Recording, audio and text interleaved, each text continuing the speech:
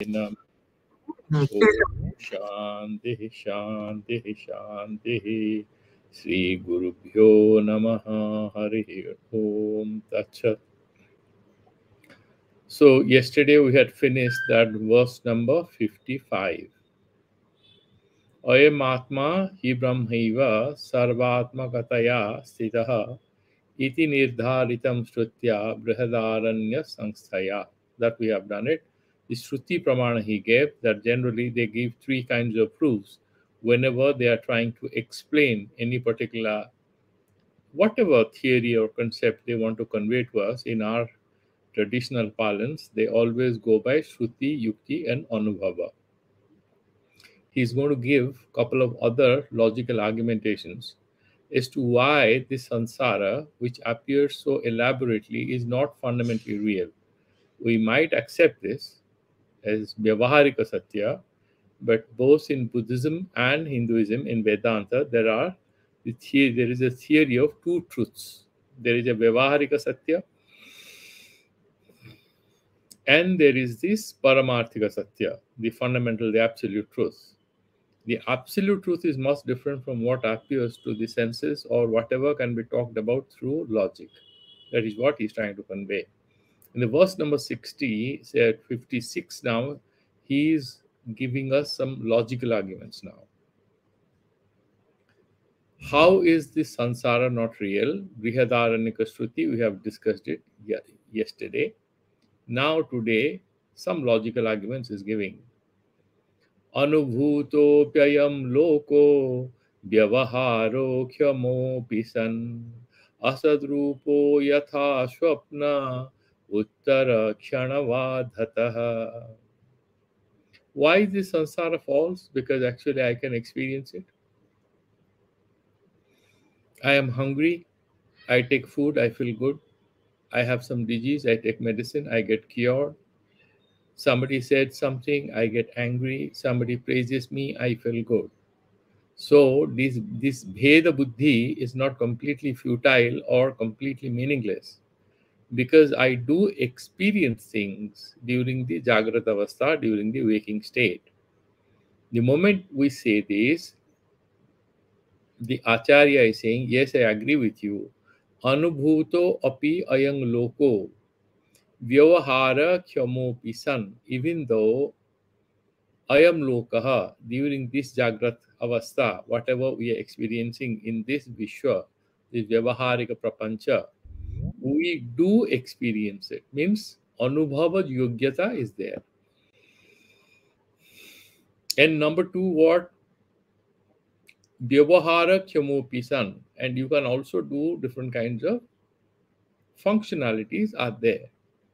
You can move from point number X to point number Y. So there is some distinction between point A and point B. You are being able to move. And you ask somebody to appear, he comes, and then he says goodbye, he goes off.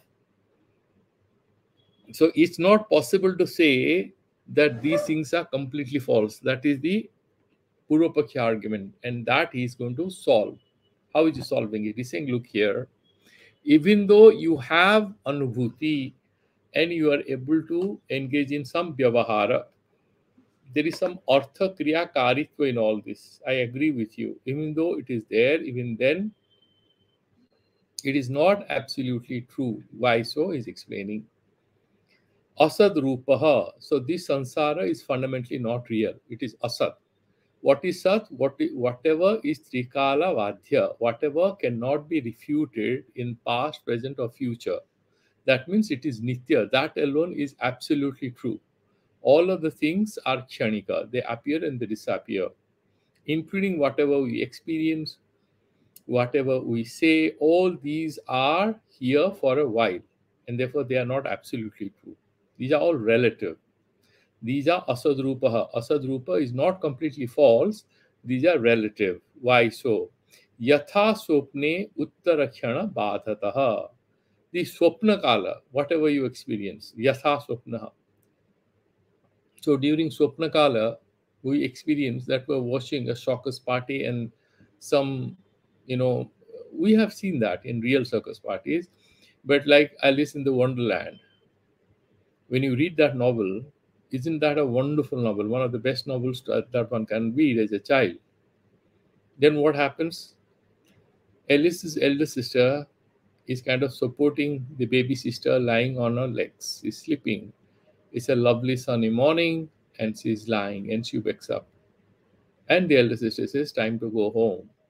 Alice was dreaming. She saw a lot of things. They all appeared real, but they were not real.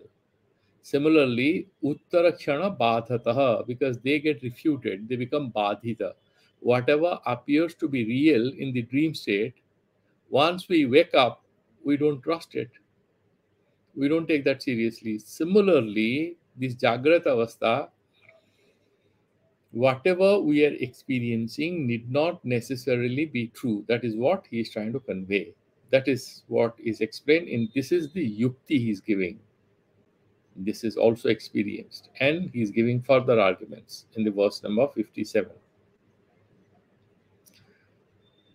Sopno jagarani likaha sopni pini स्वप्ने पीना हि जागरः द्वयम् एव लये नास्ति लयोऽपि ह्युभयोर्न च स्वप्न जागरणे अलिकः. The dream reality, the dream world, the dream experience, there is a subject and there is an object. Both incidentally are false. In the dream state, there is you, but that you is not exactly what you are in your waking state. Quite possible that Bill Gates is struggling to earn bread in his dream. It's quite possible that a very poor person is driving the costliest car in his dreams. The subject and his object both are delusional, born out of ignorance during the dream state, just imaginary. Similarly, he's saying swapnaha jagarani alikaha. Whatever we see to be real in our dream state, they become alikaha, means not real during the waking state. And then whatever you have seen in your Jagrata Avastha, you sometimes see in your dreams that you have lost your passport, your mark sheets, sometimes you miss your train or flight, or you see you're getting drowned in water, but you are actually living in a lovely house. You're sleeping on your bed, you had gone to bed, and you're saying, how come I'm in this African jungle? Because you had seen that out of Africa a long time back. And suddenly in the dream that flashes out. You're caught up among some Aboriginal people and they're wild animals, and you're scared, and it's a very hot day, and you are trying to get out of that forest. What happened to all your estate, your house, your car, everything that you have? Whatever you had experienced during the Jagrata Avastha or Jagrata Dasa is not real in the Swapna Dasa, and whatever we experience in the Swapna Dasa is not real in the Jagrata Avastha. And both Swapna and Jagrata Avastha are not real in Susupti Avastha, because in the deep sleep state, neither is the Sukshma Sarira active, the Manas is not active. The mana also goes to sleep, so you cannot see any dreams. And in the deep sleep state, of course, the Annamaya Kosha, the Stula Sarira is asleep. There's no connectivity with it. Sukshma Sarira is no activity. So you have a Karana Sarira, the Anandamaya Kosha, what we refer to as Prakya. Therefore, he's saying, Dvayam eva laye nasti. Laye means laya avasthayam. And what is that? Susupti kale. Laye means susupti kale. Nasti, they are not here. Layapi hi uvayoho nacha. And in the layavastha, dvayameva laya nasti. And he uvayoho nacha layopi. And that layavastha, this layavastha, the susupti kala, sakshat ananda anubhava, without any knowledge. That is what happens in deep sleep state. Is that particular state or experience of happiness present in dream state or waking state? Then we would not crave for deep sleep. We are craving to catch some good sleep, because when we get into that stage, our body relaxes, because we have direct experience of complete happiness without any knowledge of truth, any knowledge of Atman or anything. There is no Atma Jnana, but there is some kind of Atmananda. You get the benefit of proximity with the self without knowledge of the self.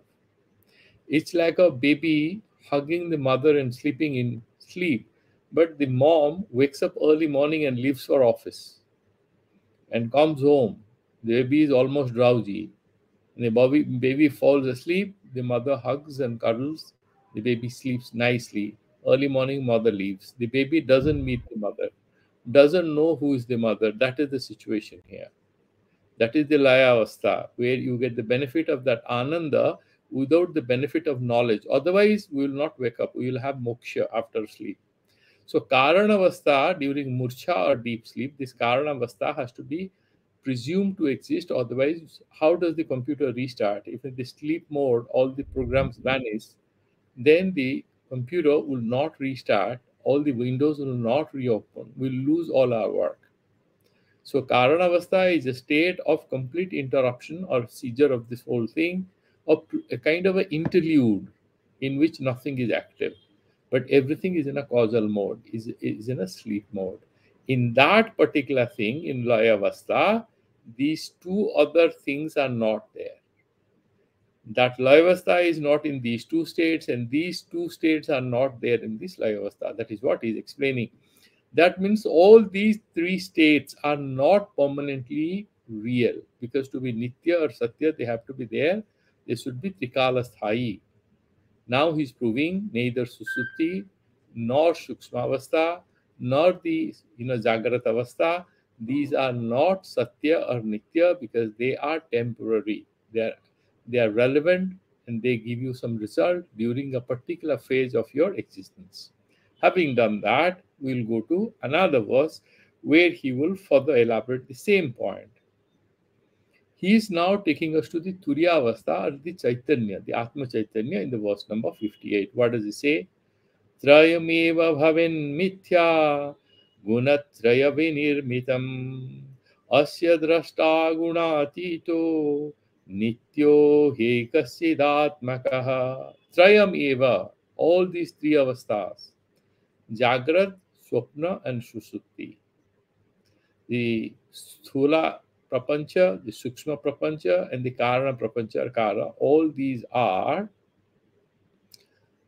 these Trayameva Bhavan Mithya. Mithya means relative, not absolutely false, but they're relative. They're there for a while, they appear as real for some time. Bhavan Mithya.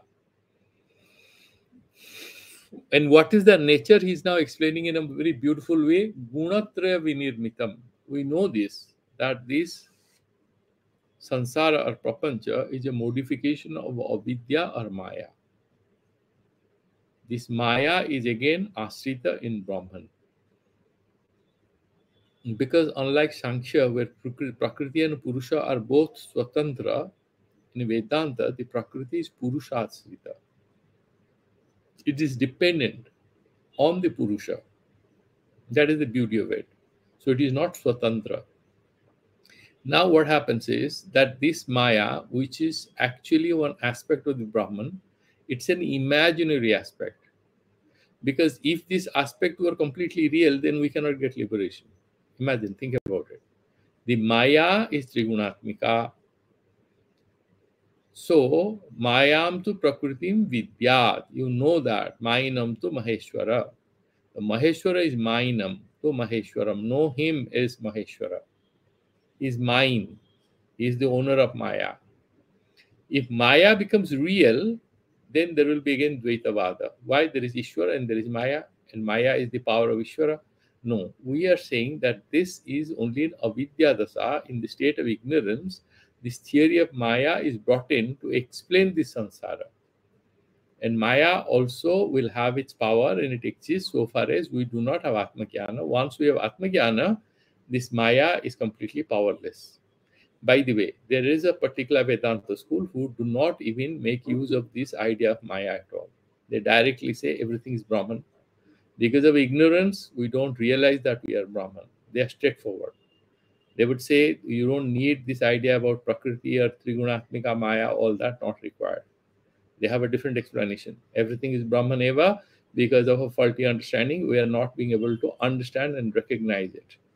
They do not want to give any semblance of validity to this appearance as real. But the Vedantis, like, we are a little more logical, more accommodative. So the Sankara Vedantis accept whatever you are saying as phenomenal reality, valid up to a point, not ultimately valid. So what he's trying to say here is Trayam eva bhaven mithya. All these three, Jagrat Avastha, Jagrat Prapancha, Swapna Prapancha, and Suptikala, the Karana Prapancha, all they become relative. That means they become false. In what sense? Gunatraya vinirmitam. They are modifications of this avidya or ajnana, because this is the Brahman is Vivarta Upadana Karana, not really the Upadana, like gold becomes a chain. It's not like this. Brahman doesn't undergo any changes. With the power of Maya, she's Aghatana Ghatana Patiyasi, she can make anything out of anything. So with that Maya, that Vishnu Maya as they call it, this whole samsara is created. And so Gunatraya Vinirmitam. So Trayam Eva, first Traya refers to the Prapancha Traya, then Gunatraya Vinirmitam, second Traya refers to Sattva, Tamas, and Rajas. Asya Drashta Gunatito, and there is a watchman, the witness self, because he doesn't change, he's just watching everything. So he is what? He is beyond Maya. Because if he is also associated Maya, then he will also have Vikaragrasta. The Maya is Nitya Vikari, and Purusha, Atma, is Nirvikara. So there is a big difference between Brahman and Avidya or Maya. It is Nitya Vikari, ever modifying. When you have loads of Sattva and with minute amount of Rajas and Tamas, you are a very spiritual person. Loads of Rajas, you are a great sports person or a great entrepreneur. Loads of Tamas, you are like most of us. You are like most of the people on earth who are lazy and laid back characters who lack energy. So depending on the proportionality, all three gunas will be there, but something will be overwhelming and accordingly will describe that person. This doesn't apply to Bhagavan. He doesn't have antakarana. He doesn't have a mind. He's beyond all that. Okay, he's only Satta Chaitanya Swarupa. Therefore, he is what? Gunatito. And then what he mentions is Asya Drashta Gunatito Nityaha He Ekaha Chidatmakaha. 3-4 adjectives he is mentioning. One is Ekaha. That means there is no two. So Sajatya Vijatya Swagata Veda Rahitaha. Ekaha Eva. There is only one Atma. No two. Only one. And then what he said? Nityaha, everlasting. It's not transient. And finally what? Chidatmakaha is defining what is his dharma. It's pure Chaitanya.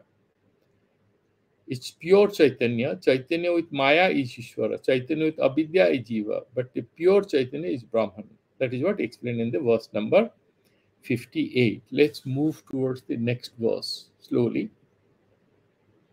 This verse is clear. This is not very difficult thing. He's saying, the Tikakara, in the verse number 58, Trayam, Jagratadi Avastha Trayam, Evam Mukta, Evam Ukta Parasvara Vivicharena Mithya. Parasvara Vivicharena Mithya. What is Vivichara? And what is Sahacharya? So concomitance is Sahacharya. If one exists with the other, that is Sahacharya. Like Sahachara, we say. Vyabhichara means, like, for example, a man or woman is disloyal to her husband and wife. So we say he's a Vyabhichari Purusa, means he's lacking in Sahacharya. Now, Jagrat Avastha doesn't exist in dream. Dream doesn't exist in deep sleep. Deep sleep doesn't exist in either dream or in Jagrat Avastha. So they are mutually exclusive. They cannot stay with each other. That means they are not Nitya. Okay. So this Nityata gets violated by their Parasvara Vyavicharata. So they are mutually exclusive. Vyavicharena Mithya. Therefore they are false. False means not Nitya. They are not Trikalasthai. Mithyatva Hetu. Why is it Mithya? What is the cause? because they are modifications of Vidya or this Mula Prakriti or whatever we call it, which is Trigunatmika. That is the Hetu. Gunatra vinirmitam. So Maya kalpitam ityarthaha. These are all imagined because of this Maya, the power of Maya. Maya kalpita. Tarhi King Satyam. Okay, tell me then what is the truth? So then he's explaining Ataha aha. He's saying no, I'll tell you what is true. What is true is beyond these three avastha, Jagrat, Swapna, and Susutti. What is that avastha? That is fourth state. That is the Turiya avastha. It's beyond Jagrat, Swapna, and Susutti. What is that? That is the Jnana Dasa. We have discussed that earlier. That in the Jnana Dasa, when a person doesn't have Jnana, then he has Bheda Buddhi. He has misery, he has anxiety. When he has Atma Jnana, he has unity of perception. In that, Ekatvam Anupashyataha. So then, absolutely has no problem. What to see, what to hear, there's nothing to hear, nothing to see, that we did yesterday. That is what he's saying. Asya avasthatrayam shesam spashtam. So that is what is the verse number 58, the commentator has mentioned. Then he's giving certain anubhuti. Yukti he has given, logic he gave. Now he's giving, in your experience, how do you not understand this? He's now explaining this. Yadvan ghata भ्रांतिम सुप्तौ च रजत स्थितिम तद्वद ब्रह्मणि जीवत्वम दीक्ष्यमाणेन पश्यति. What is he saying? Yadvad mridi ghata भ्रांतिम. Mrid, saptam mridi. Mrid is clay. Actually, the particular vessel that you are seeing, whether it's a small pitcher, it's a tumbler or whatever, is made out of clay. What is it? Essentially clay. The shape we imagine is independent of clay. But if you go to a shop, what are you asking for? Are you saying, give me clay? You are saying, give me a pitcher. Give me a vessel of this size, 5-liter vessel, 3-liter vessel. You say that. He gives you one. What has he given you? He has given you burnt clay. That's it. You have purchased burnt clay of certain shape, but you are not at all referring to clay. You are only referring to the word pitcher or vessel. Similarly, that vranti, that imaginary thing, because if you say, I don't need any clay or burnt clay, only give me a vessel. He'll say, no, this is a clay vessel. I don't want clay. Only give me a vessel. He cannot give you a vessel. That is how he's explaining. Yadvan mridi means yadvat. The da becomes na. Yadvan mridi ghata vrantim. This ghata vranti, the false acceptance of ghata as an independent entity. That pot as an independent entity doesn't exist. It is a clay pot. Suktaucha rajata sthitim. There is a knacker, or there's a seashell. You're walking on the sea beach, it's a moonlit night, and suddenly you have Bhranti Jnanam. You have a false perception that perhaps this is a silver coin. Silver coin as an entity doesn't even exist at all. So both these examples are again given in order to explain the Vivarta Upadana Karanatva of Brahman. Brahma doesn't modify itself, like clay becomes pot. Then he's giving two different examples to drive home the point that the sansara, the way the pot has no independent existence, Brahma is the upadana karana of all of it, but upadana karana is the Maya. Nimitta karana, the Chaitanya part, nimitta karana becomes Brahman. What is the example? Caterpillar, spider. How spider becomes an example? Spider is an agent with its intelligence, is the nimitta karana, efficient cause.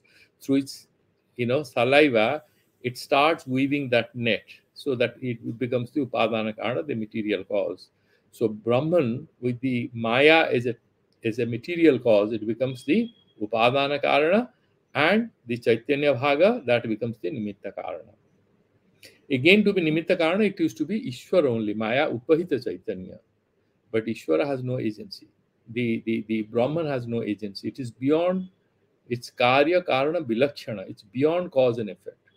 Every cause becomes anitya, because something can be called a cause only if it has an effect. And yesterday we have done with it.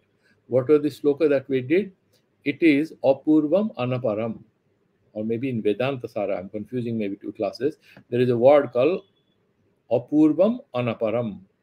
There is a thing which doesn't have any purva, has no father. Anaparam has no children. That is Brahman. It has no dad and no children. It is neither cause nor effect. It doesn't create anything, nothing creates it. And that particular Brahman, when it has Maya Upadhi, becomes Ishvara, starts creating samsara. It's not really creating anything, but this samsara manifests, and therefore we need to invent the creator in God. That is how Vedanta has a rational explanation for it. The story of creation is just a story to be heard in order to lose interest in samsara. Srishti per se is not real. It's just a presumption. That is what they are saying, which also excites a lot of modern physicists. Now, what is he saying? Yadvan mriti ghata bhrantim suktau cha rajata sthitim tadvad brahmani jivatvam. Same way in Brahman, jivatva, this activity, agency, all these things are imagined with avidya upadhi. It is Sad Brahma. All of us are, because he said, like a golden necklace, gold will remain permanently. We are born out of Brahman. The Brahmatva will be in all of us, irrespective of name and form and nationality and gender and stuff like that. That Satya, that truth is there in all of us. That pure consciousness is there in all of us, but we can't see it. Tadvat Brahmani Jivatvam Vikshamane Napasyati. When a person has that vichara, he starts analyzing, he doesn't see Jivatva in Brahman anymore. Then he's liberated. He doesn't get bogged down by a faulty perception, which bogged him down until now, and suddenly he's a liberated person. He has a different way of looking at things. That is what he's trying to say in this verse number 59.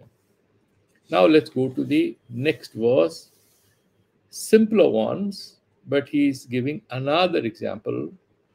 And you see, whole sansara, if you look at it, they are what you see, dravya, guna, karma. These are the basic samanyas. Dravya, it's any physical object, any object. Guna, it will have some properties, certain qualities, and karma, some movement. These three create this whole sansara. You have different kind of dravyas, they have different kind of qualities, and they have different kind of activities. These three things are captured in this verse number 60 through certain examples he's giving. Yatha mridi ghato nama kanake kundala vidha suktau cha rajata kshyatir jiva savdas tatha pare. So if you are making points, you have to write something. Yatha mridi. Mridi means in clay, in mrit, which is clay. Ghato nama, the name is added to it. Like, for example, there's this pen, and suddenly you say this, what is inside is pen space. The space thing is added. That space is only one, and then pen is an adjective. That word is added in order to distinguish apparently what is indistinguishable from Mahakasa. We call it Kalamakasa, the space within this pen. One way to distinguish. Otherwise, we cannot distinguish without names and forms. The way from clay we want to distinguish the pot, this is one example. Then he's saying, Kanake kundalas vidhak. Avidha is name. So avidha, the way another name is given is kundala. This is gold only with a certain shape. And then somebody says, what is he wearing? So we say Dibya Kundala Bharam Ujjvala. We are referring to Lord Shiva. His kundalas, his earrings are very beautiful. So this kundala is again a name because essentially it's gold only. Kanake in gold, kundalas, avidha. So kundala avidha is there. The naming happens. Then he gives another. So dravya is given, and then he's saying suktocha rajata khyatire. And then you see the Bhranti Jnana is given after two things. What is that? Sukta Ucha. There is a seashell or nacre. In that, you have Rajata Vranti. You're confusing that as a piece of silver coin. Rajata Khyati. He's now coming to Drashtantika, or what is the point of discussion. He says, Jiva Savdas Tatha Pare. Pare means Pare Brahmani. Pare means in Atman. Same way, this Jivatva Bhranti happens in Atma. What is true is Atma.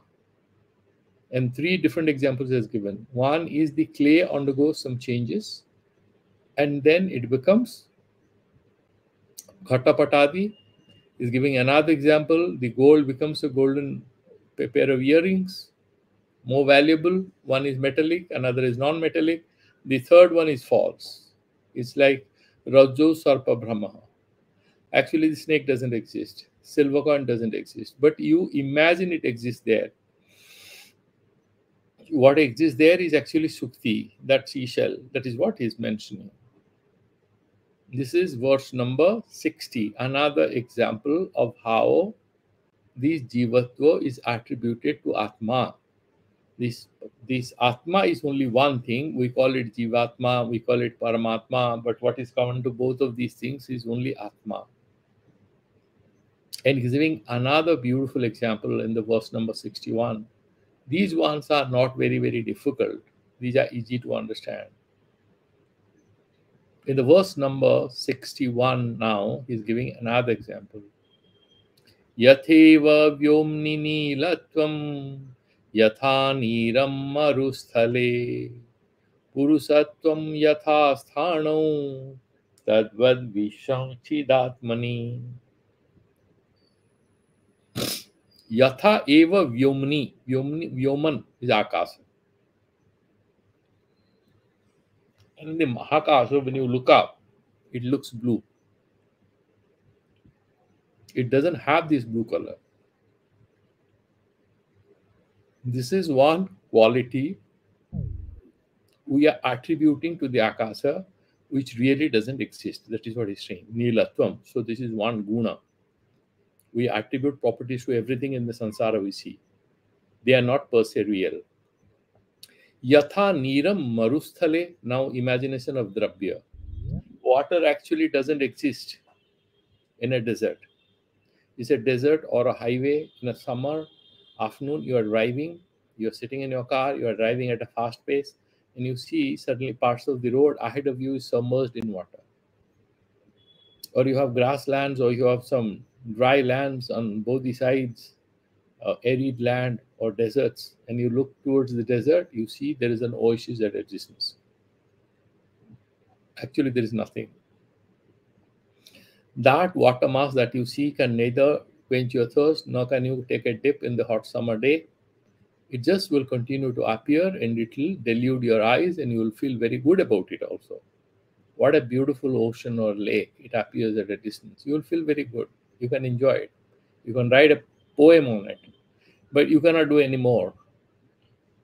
Same way, then third example is giving Purusatvam tatha sthano yatha. There, another example. Purusatvam. So there is a stump. Somebody has chopped up the tree and all, the branches are gone, and in the dark night you are walking. You see the stump and you think, Sthanur Purushova, you have this fear. Whether it is a stump, actually it's a living being, maybe it's a thief who's standing, is going to attack me. Is a dacoit or something? What is he doing here next to the road? Sthanurva Purushova, you have this fear.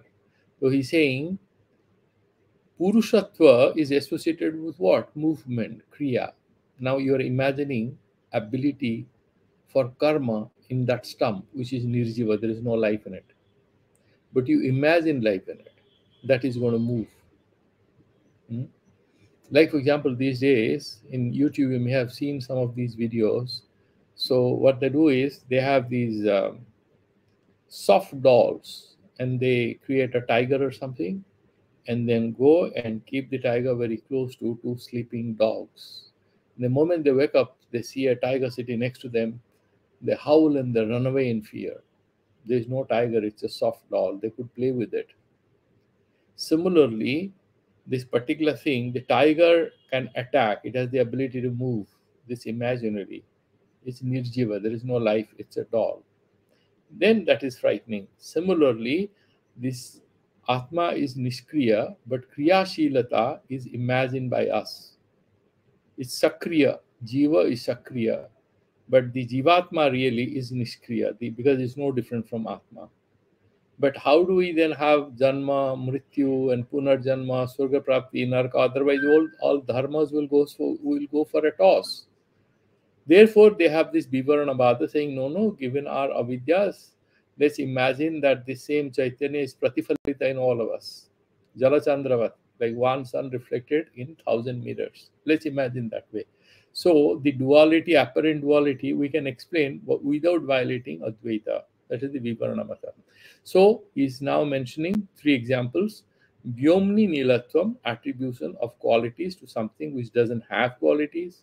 Attribution of any drabyatva which doesn't have any physical existence, like niratva in the maru, and then purushatvam, that means attribution of kriya or karmashilata, kriyashilata, to what? Something nirjiva, doesn't have any life. So drabya guna karma all are imagined in the Brahman. Tadvad vishwam chidatmani, that chidatma means what? This pure consciousness, that is swarupa. It has no mind, it has no soul, there is no Vijnanamaya kosha, Manomaya kosha, or Pranamaya kosha in Atma. Therefore, it is only Chidakara, it's pure consciousness. That is what is explaining in the verse number 61. Let's try and do one more verse. Let's see what is there in the next verse. He's giving another verse and beautifully is explaining the verse number 62. Yatheva sunyavetalo गंधर्वाणां पुरं यथा यथाकाशे द्विचन्द्रत्वं तद्वत् सत्त्वे जगत्स्थितिः तद्वत् सत्ये जगत्स्थितिः. Yatheva, another example, yatha eva, the way. Sunye, this is now the case of hallucinations. In case of Maru, you see an oasis in a desert. So there is some adhisthana. He is now giving certain examples where adhisthana is shunya, is very close to the Buddhist point of view. Certain examples he is giving. Yatha sunye vetalo, there is a ghost, a goblin, is standing out of nothing. He appears. There is nothing. He appears, let's say, a human being. Is there a stump which looks like a human being? No, there is no stump, nothing. The spirit appears out of nothing. And then what? Gandharvanam Puram Yatha. Another thing is Gandharvanagari. Children, you must have all looked up and looked at the clouds. And then these clouds take different shapes and forms. Sometimes you might see that it looks like when these clouds are moving, if you neatly look at them, sometimes you can see children, it was very exciting to do that there is an army of soldiers moving, or that there is a chariot on which this king is going with his queen, and then there are a lot of people on elephants and horses and all protecting him. You might see that in the crowds. These are Gandharvanagara. That is called Gandharvanagara. Is what? Completely an imaginary thing which it is niradhisthana. There is no foundation for it to exist. That is what is a Gandharvanam Puram Yatha. Gandharvanagari, absolutely nothing real about it. These are clouds, and you have a false perception that there is a whole city, people living there. And then Yatha Kase Dvichandratvam. Then he is giving an example of perceptual disability, a perceptual some dysfunction resulting in a wrong perception. The outcome is faulty. Because slowly he is trying to drive home the point that much of what we see or experience is not because something exists out there, but because of the way we perceive it. It's all, the fault lies in the way we perceive it. That is how we'll say ajnana or ignorance, the cause of our misery. We have to get rid of our ignorance, then Atma, jnana becomes an inevitability. Even if you don't want it, that happens. That is what Vedanta says. So what he's saying, Yathakase dvichandratvam. So if you have astigmatism, dvichandra, you see two moons because you have some faulty eyesight. There's some problem in your eyes, and you are seeing two. And then you go to a doctor, and he will say, "Yeah, you have astigmatism. It's Bakra Dushti dosha," and he will check and he'll give you lenses to fix it, because there is some serious problem in the way our eyes is trying to interpret what exists out there. A point can look like a stick, and sometimes it can look like a line, and sometimes one moon can appear as two moons. That is the third example is giving. Yatha kasid vichandratvam tadavad satye. Same way in satya, that satyam jnanam anantam brahma, in that param brahma, jagat sthitihi. Same way, this is the vivartavada. The way, because of some problem in our eyes, we see two moons while actually one moon exists. Similarly, sometimes we see this Jagat as Satya, though actually this doesn't really exist. It has something to do with a faulty way of looking at it. That is what it is saying. So that was the verse number 62. These are simple ones, so we can do one more. यथा तरङ्गकल्लोलेर् जलमेव स्फुरत्यलं पात्ररूपेण ताम्रं हि ब्रह्माण्डोघैस्तथात्मता. Yatha, this is the example part. The way Tarangakallolehi. So you have a series of waves coming. Series of waves. What is true about them? You say this is wave number 1, this is 2, this is 3. Where is the boat located? You are saying wave number 13th. That is where the boat is now located. It's coming closer to the shore. It's coming ashore, but 3, 4, 6, 7 waves away. Big waves. What is the reality? No, the ocean is the reality. Even more real than the ocean is water. So we are attributing reality to foam, to water bubbles, to waves, and to oceans, small oceans and big oceans. And water as such is actually the only reality. So the water in a cup, water in a glass, in a river, in a well, inside us, rainwater, in the sun, in the in the clouds, and water you see in the oceans, the springs, is just water. But we have different names for them, and we treat them as different realities. That is what is mentioned here. Yatha taranga kalolehi jalam eva spurati alam. One thing that satta spurana, one thing that counts is actually water. That is the example. Now we'll come to the Vedantic thing. And then, patra rupena tamramhi. You have a tamra patra, achamana patra. You have different kinds of patras made of copper are required for these rituals. You have this panchapatra, achamana patra, right? You have all this patri for doing tarpana. Now Pitrupakya has started. And if you're doing this, you will be using these tamra patras, patris to do offering water to the pitris. What is real in all them? Tamra eva, nothing else. Therefore is tamram hi. Then he's saying brahmando gheis tathatmata.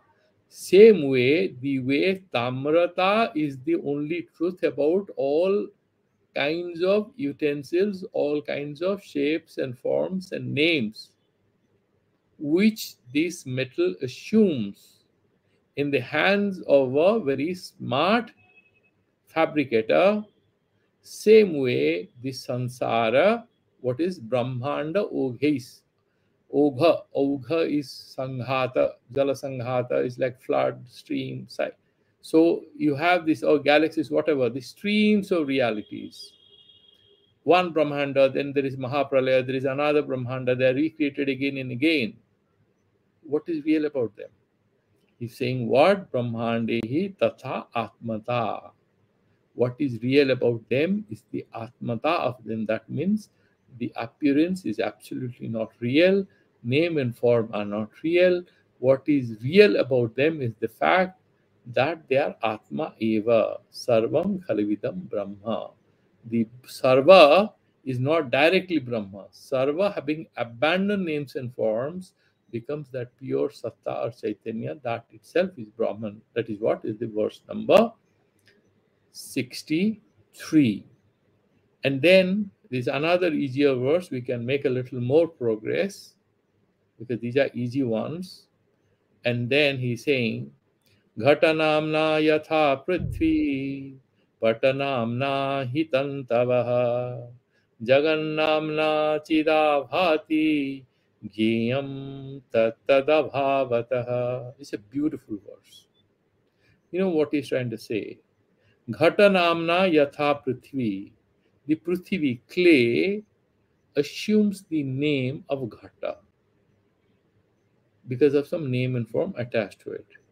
And we cease to see that as Prithvi or as clay. We call it a pot as if it's independent of Prithvi. It cannot be independent of Prithvi. It is only Prithvi Bikara. Then he's giving another example. Patanamna hi tantavaha. Tantu bhavasana is tantavaha. The threads. You say this is a handkerchief, this is a sari, this is a shirt. What is it? Only made of yarn. Isn't it? The threads and yarn or whatever. So ultimately, the weaver has made this either through machines or by the handlooms. But what is the upadana there is tantu. Out of tantu is weave. That's all. You have different forms of garments which you are using. Then he's giving Yagannamna Chidabhati. Same way this Jagat, this name it has assumed. What is that has assumed this name?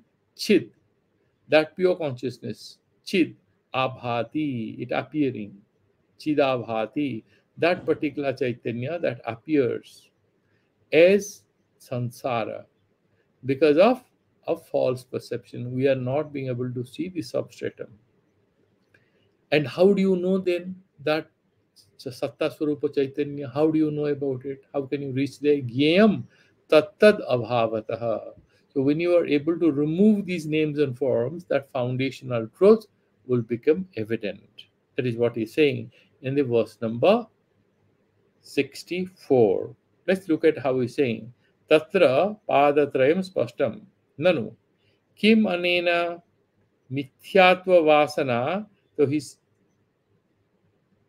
मिथ्यात्व वासना दाढ़्येन इति आह ज्ञेयमिति तद अभावतः